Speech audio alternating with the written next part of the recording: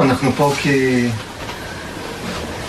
בוא נגיד אובייקטיבית, מדינת ישראל נמצאת במצב רע ביותר ובמצוקה קשה ביותר. אנחנו מדברים צבאית, חברתית, ואנחנו מתמקדים כרגע בנושא צבאי וביטחוני.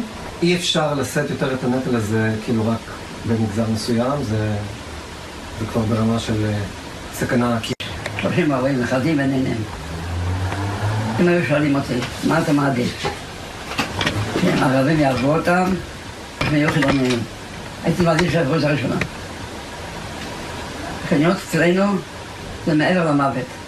יש לו צבא, הוא כור היתוך, התרבות הישראלית שהיא חילונית. כבר הולכים לעשות משהו יותר גרוע מהמערב, להיות במקום של חברה חילונית, מאידיאולוגיה חילונית.